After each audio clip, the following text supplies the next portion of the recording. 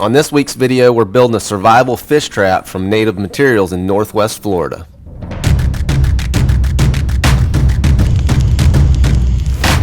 When it comes to primitive skills, survival, bushcraft, or whatever you want to call it, a theoretical knowledge isn't enough. Watching a video or reading about a particular skill is a great way to get the fundamental knowledge and build on what others have already learned. But actually doing the thing firsthand will reveal nuances, details that can make all the difference. One of these nuances is the materials used in the construction of various things. Due to regional differences in plant communities, what's available in one area might not be available somewhere else, and those two different things might not work the same. Here in Northwest Florida, we have an abundance of river cane and a variety of vines.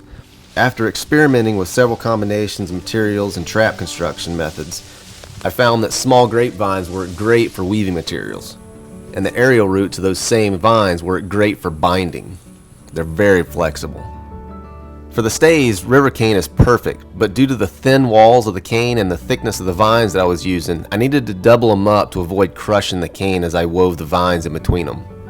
When you put down your staves, you need to make sure that you have an odd number so that on every pass you end up opposite the one before, so that you end up with an over-under basket weave.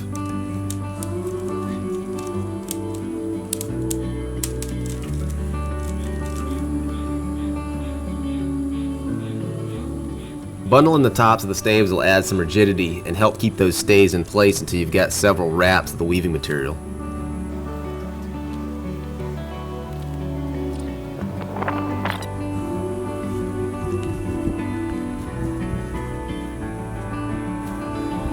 To start the weave, simply stick one end of a vine in between two of the staves and then go over and under, and around and around and around.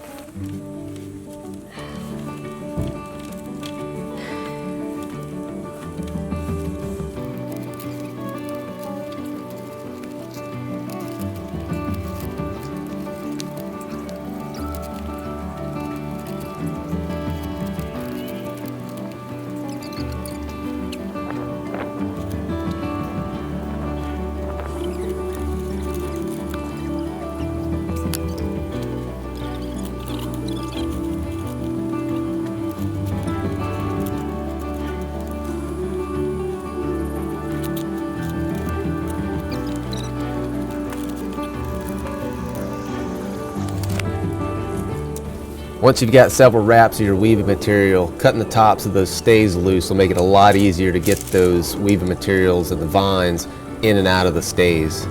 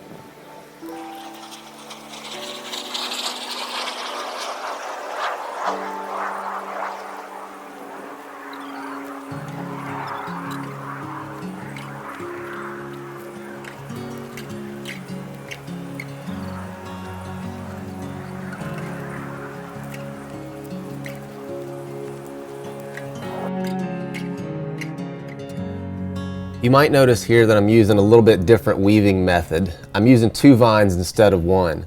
By using 2 vines and alternating their position on each stave, one under and one over, you'll end up with a twisted weave.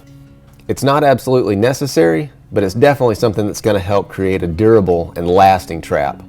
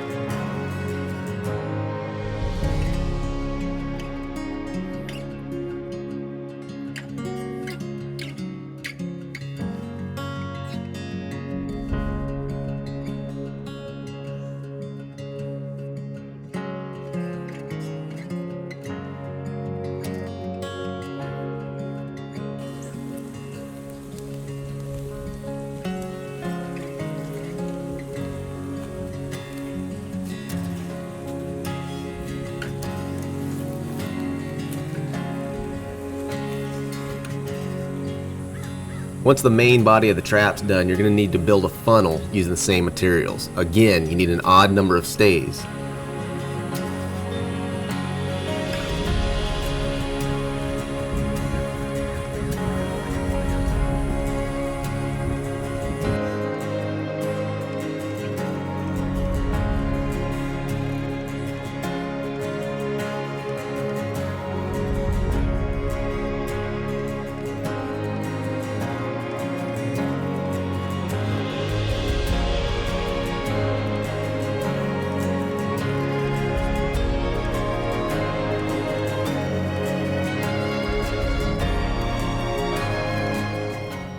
As you work your way towards the smaller end of the funnel, using smaller diameter vines is really going to help make those tighter bends, and it's going to make making those tight bends a lot easier.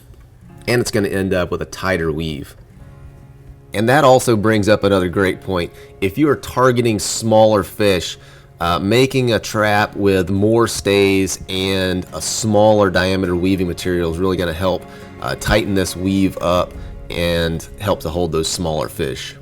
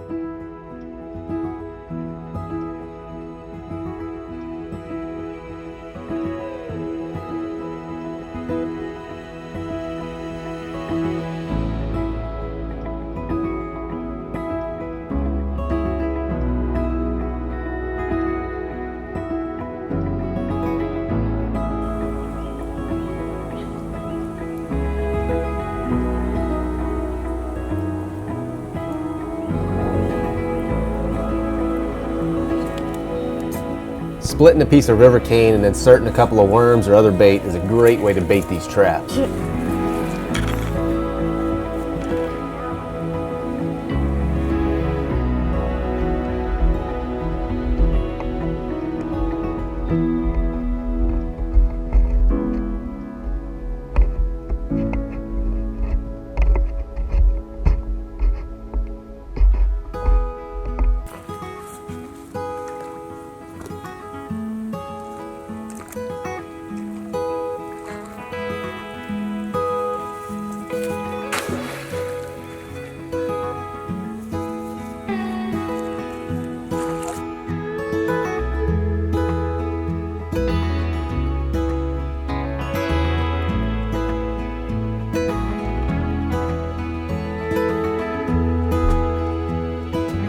This little pond is chock full of small panfish, so it's not very long before we've got some fish coming into the trap.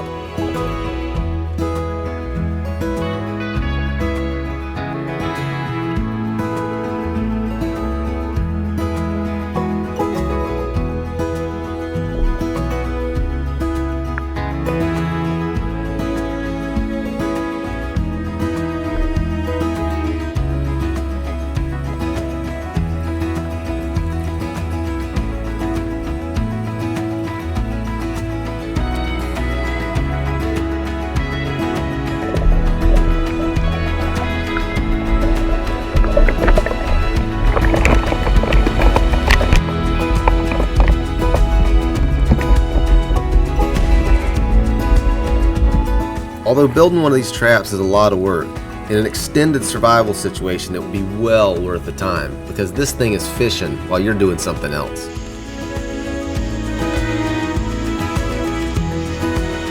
In future videos we're going to be covering more primitive and survival skills, bow hunting, fishing, archery, and more. So go ahead and subscribe and hit that bell icon, and we'll see you on the next one.